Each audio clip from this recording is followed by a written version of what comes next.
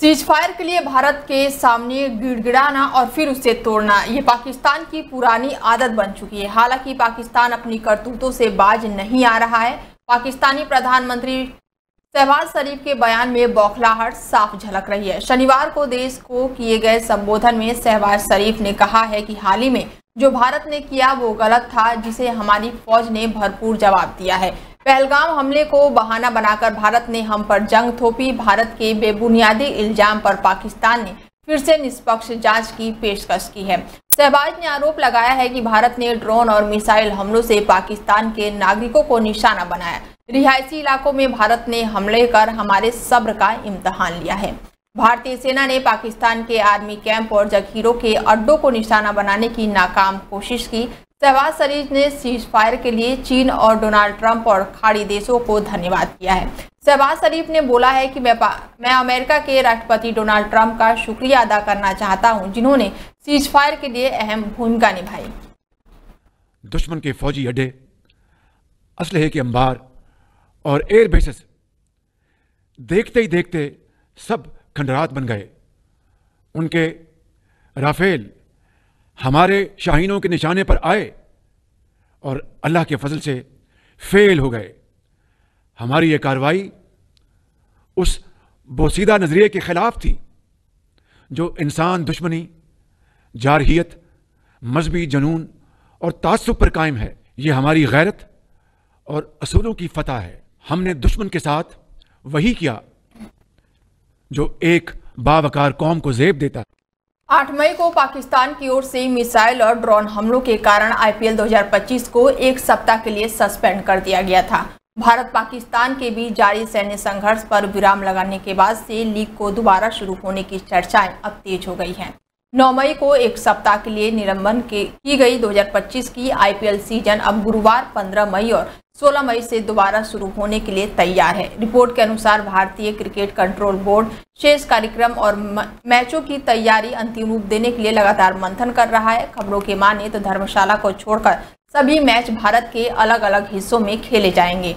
भारत और पाकिस्तान के बीच संघर्ष के बाद कई खिलाड़ी विदेशी खिलाड़ी अपने देश रवाना हो चुके थे। रिपोर्ट के अनुसार जो विदेशी खिलाड़ी भारत छोड़ चुके हैं उन्हें जल्द से जल्द अपनी अपनी टीमों के साथ दोबारा जुड़ने के लिए कहा जाएगा। इस सीजन में 10 टीमों के लिए 60 से अधिक विदेशी खिलाड़ी खेल रहे हैं। अगर बीसीसीआई एक सप्ताह के निलंबन को तुरंत बाद आईपीएल 2025 को फिर से शुरू करने का लक्ष्य रखता है तो उसे उस समय पर टूर्नामेंट निपटाने के लिए समय से जुड़ी समस्याओं का सामना करना पड़ेगा। आईपीएल का फाइनल मूल रूप से 25 मई को कोलकाता के ईडन गार्डन में खेला जाना था। बीसीसीआई आईपीएल 2025 को फिर से शुरू करने का विकल्प भी टाल सकता है ताकि इस साल के अंत में कुछ समय तक के लिए इसे छोड़ा जा सके। रूस और यूक्रेन में हो रहे युद्ध के बीच एक राहत भरी खबर अब सामने आई है। रूसी राष्ट्रपति व्लादिमीर पुतिन ने 15 मई को इस्तांबुल में यूक्रेन के साथ बिना किसी शर्त के सीधे बातचीत फिर से शुरू करने का अब प्रस्ताव रख दिया है। शनिवार को पत्रकारों से बात करते हुए पुतिन ने 2022 में दोनों देशों के बीच शुरू हुई शांति वार्ता को फिर से शुरू करने का संकेत दिए हैं और इस कदम से दोनों देशों के संघर्ष में एक नया मोड़ आ सकता है। पुतिन ने कहा है कि रूस ने 2022 में वार्ता नहीं तोड़ी। रूस के राष्ट्रपति व्लादिमीर पुतिन ने यूक्रेन के सामने बगैर किसी शर्त के बातचीत का प्रस्ताव रखा है। यूक्रेन के साथ होने वाली ये बातचीत इस महीने के 15 तारीख को इस्तांबुल में होगी। पुतिन के इस ऐलान के बाद से अब दोनों देशों के बीच युद्ध विराम की संभावना काफी बढ़ गई है। आपको बता दें कि अमेरिका लंबे समय से रूस और यूक्रेन के बीच युद्ध विराम कराने के लिए लगातार प्रयास कर रहा था। हालांकि उसे अभी तक इसमें सफलता नहीं मिली थी। पिछले महीने भी पुतिन ने यूक्रेन से जारी युद्ध के बीच युद्ध विराम का फैसला किया था। राष्ट्रपति पुतिन ने यूक्रेन में 3 दिन के लिए युद्ध विराम की घोषणा की थी। इसके साथ ही एक जारी बयान में कहा गया था कि ये मॉस्को का द्वितीय विश्व युद्ध के विजय दिवस के स्मारक उत्साह के रूप में मेल खाता है। बड़ी बात यह है कि पुतिन की ओर से ये फैसला अमेरिका के राष्ट्रपति डोनाल्ड ट्रंप द्वारा पुतिन से गोलीबारी बंद करने और 3 साल के संघर्ष को समाप्त करने के लिए एक समझौते पर हस्ताक्षर करने के आग्रह के बाद लिया गया था और इस दौरान कहा जा रहा था कि अमेरिका रूस यूक्रेन युद्ध के कूटनीतिक माध्यमों से समाप्त करना चाहता है। अमेरिका रूस और यूक्रेन के बीच स्थायी स्थिति युद्ध विराम के लिए मध्य स्तर तक करने की लगातार कोशिश कर रहा है और इसके लिए अमेरिका और रूस अधिकारियों के बीच कई दौरान बातचीत भी हुई है। लेकिन बार बार बातचीत के बावजूद भी अमेरिका ने कई बड़ी रिहाई हासिल की, लेकिन इस बार लग रहा है कि 15 मई को कुछ बड़ा होने वाला है। बांग्लादेश की अंतरिम सरकार ने देश की पूर्व पीएम शेख हसीना की पार्टी अवामी लीग पर प्रतिबंध लगा दिया है। बताया जा रहा है कि बांग्लादेश की सरकार ने यह फैसला आतंकवाद विरोधी कानून के तहत ही लिया है। यूनुस सरकार के इस फैसले के बाद से अवामी लीग ने कड़े शब्दों में इसकी निंदा की है। अवामी लीग ने सरकार के इस फैसले को लेकर एक बयान भी जारी किया है। अवामी लीग ने कहा है कि सरकार का ये फैसला दमनकारी और अलोकतांत्रिक है। हम इस फैसले का विरोध करते हैं। उधर यूनुस सरकार ने अपने इस फैसले को लेकर कहा है कि आतंकवाद विरोधी कानून के तहत ही अवामी लीग पर प्रतिबंध लगाने का फैसला किया गया है। अवामी लीग पर लगा ये प्रतिबंध तब तक जारी रहेगा जब तक अवामी लीग के नेताओं के खिलाफ इंटरनेशनल क्राइम्स ट्रिब्यूनल में मुकदमों पर पूरा नहीं हो जाता है। आपको बता दें कि अवामी लीग पर प्रतिबंध लगाने का फैसला मोहम्मद यूनुस की अध्यक्षता में हुई कैबिनेट की बैठक में लिया गया है और इस बैठक में इंटरनेशनल क्राइम्स ट्रिब्यूनल कानून में भी संशोधन किया गया है।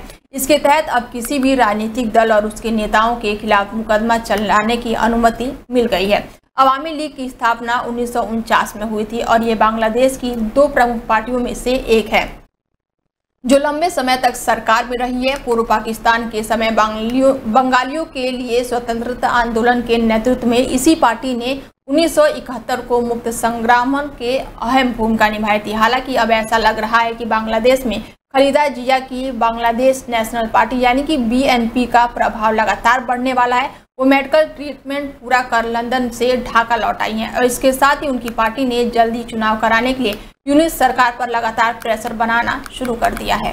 भारत और पाकिस्तान के सीजफायर में 2 सीन काफी खास माने जा रहे हैं। पहला है दगाबाजी और दूसरा है कलाबाजी। दगाबाजी वाला सीन पाकिस्तान का है, जिसके बाद से कल रात से सीजफायर लगातार तोड़कर दुनिया को अपना पाकिस्तान डीएनए दिखा रहा है। वो जो बोलता है वो करता नहीं है। भारत और पाकिस्तान के बीच सीजफायर समझौते को लेकर अमेरिका के राष्ट्रपति डोनाल्ड ट्रंप ने सोशल मीडिया पर एक पोस्ट लिखा है। उन्होंने कहा है कि मुझे खुशी है कि दोनों देशों से आपसी सहमति से ये समझौता किया गया है। ट्रंप ने यह भी कहा है कि अमेरिका इस ऐतिहासिक और साहसी फैसले तक पहुंचने में दोनों देशों की मदद कर सका। राष्ट्रपति डोनाल्ड ट्रंप ने लिखा है कि मुझे भारत और पाकिस्तान के मजबूत और अटल नेतृत्व पर बहुत गर्व है, जिन्होंने अपनी ताकत, बुद्धिमानी और साथ ही हिम्मत से ये समझौता किया और तनाव को रोकने का समय आ गया है, जो लाखों लोगों की मृत्यु और विनाश का कारण बन सकता है। लाखों निर्दोष लोग मर सकते थे। आपको इस साहसी कदम ने आपकी विरासत को और मजबूत किया है। मुझे गर्व है कि अमेरिका इस ऐतिहासिक और साहसी फैसले तक पहुंचाने में आपकी मदद कर सका। हालांकि इस पर ज्यादा बात नहीं की गई, लेकिन मैं दोनों देशों के साथ व्यापार को बढ़ाने जा रहा हूं। इसके अलावा मैं अपने दोनों के साथ मिलकर ये देखने की कोशिश करूंगा कि क्या हजारों साल बाद कश्मीर के मुद्दे का कोई समाधान निकाला जा सकता है। भारत और पाकिस्तान के नेतृत्व को इस शानदार काम के लिए ईश्वर का आशीर्वाद मिला है। बता दें कि अमेरिकी राष्ट्रपति डोनाल्ड ट्रंप बार बार फिर से भारत पाकिस्तान के बीच हुए सीज फायर का श्रेय लेने में लगातार जुट गए हैं। पहले उन्होंने बीते दिनों शाम 5:37 पर दोनों देशों के बीच सीज फायर का दावा किया और इसके बाद से पाकिस्तानी विदेश मंत्री और भारत के विदेश सचिव ने इसे लेकर आधिकारिक ऐलान किया। हालांकि भारत ने साफ किया है कि यह समझौता दोनों देशों के बीच हुआ है, इसमें किसी तीसरे पक्ष का दखल नहीं है। भारत और पाकिस्तान के बीच शनिवार शाम 5 बजे लागू हुआ सीज फायर कुछ ही घंटों में टूट गया। पाकिस्तान ने सीज फायर लागू होने के 3 घंटे बाद ही सीज फायर तोड़ दिया। पाकिस्तान की ओर से सीज फायर का उल्लंघन करने के बाद विदेश मंत्रालय की प्रेस कॉन्फ्रेंस की गई।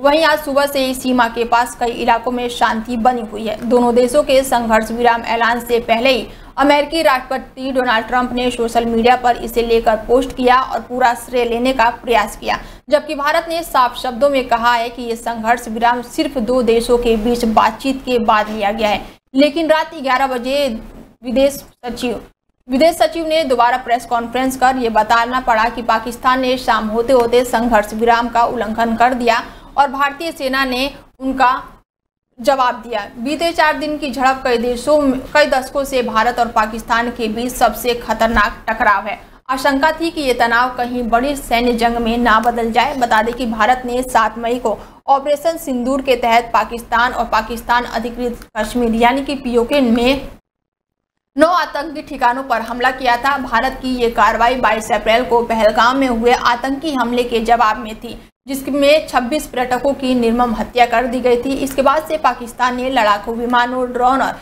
मिसाइलों से भारत के सैन्य ठिकानों और नागरिकों इलाकों में निशाना बनाया। इसके जवाब में भारतीय वायुसेना ने पाकिस्तान के 8 सैन्य ठिकानों को एयर स्ट्राइक कर भारी नुकसान पहुंचाया।